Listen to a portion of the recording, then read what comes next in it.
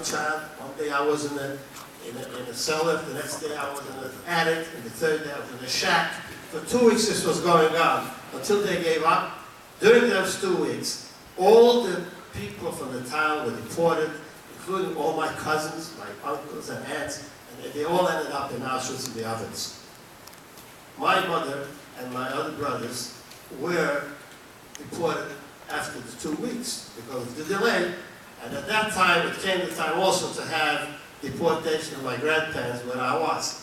So we were deported, assembled in a big holding pattern. It was a big brick factory, and over there, all the towns came together. And one of my uncles picked me up, and I recognized him following my mother, and we got together. We became one family.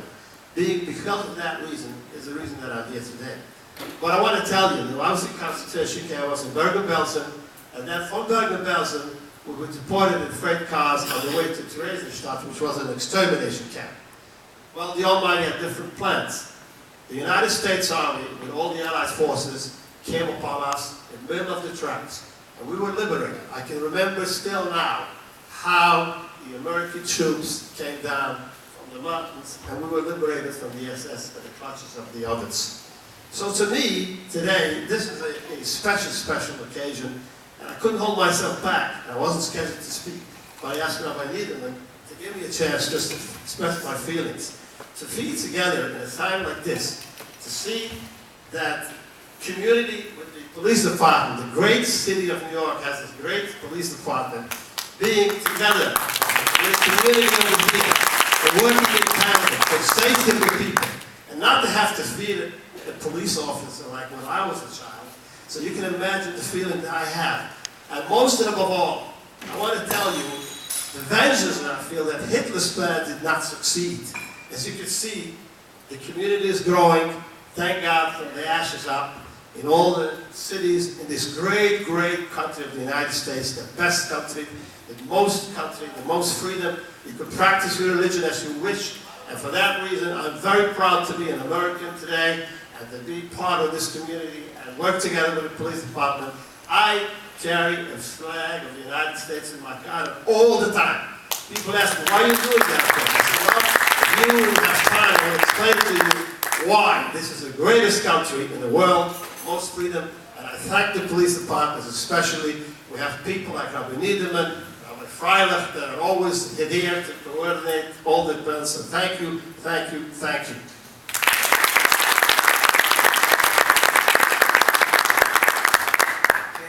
Sure, as I was touched, everybody was touched emotionally, and thanks to Hashem that we were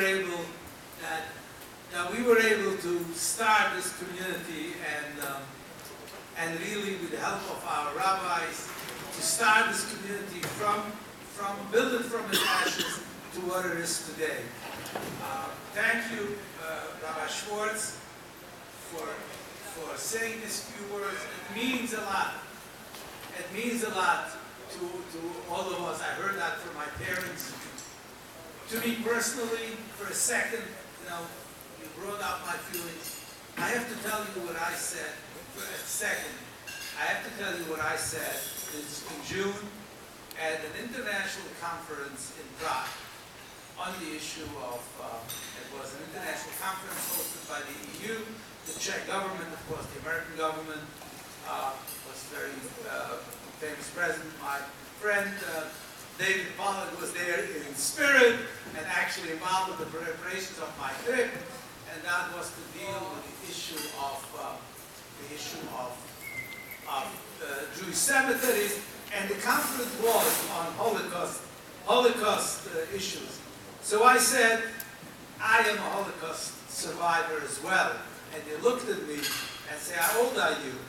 And the answer was that my mother and my mother of blessed memory, her mother and her grandmother were deported at the same time.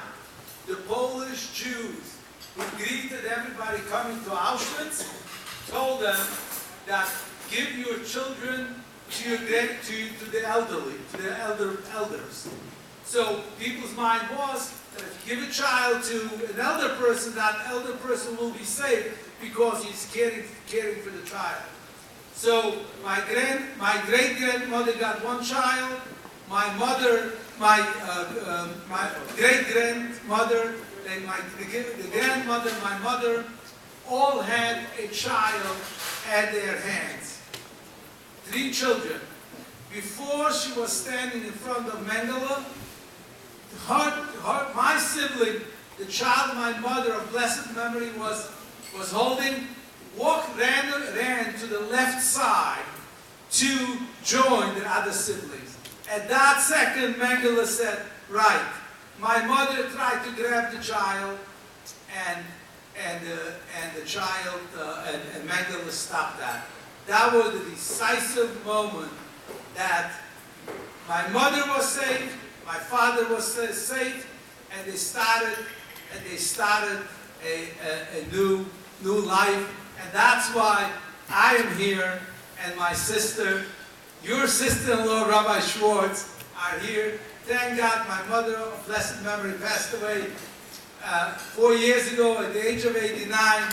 She got much more, she saw much more than she lost of immediate family. Every soul and every person is important, but God gave us, is good to us.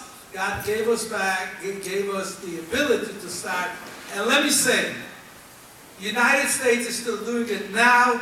At 3:30, we are greeting a plane of 28 Yemenite refugees who are admitted to the United States, departing a country, leaving a country where people were easily killed and forced to change their religion, and they're arriving here safely in the United States onto the resettlement of our grand satellite office in the UJO office for Yemenite Jews in Muncie. So that's happening still today. And yes, you are right, Rabbi Schwartz. God bless America. Yes, yes. I would ask John, please, the Chief of Staff to send the squadron to address us.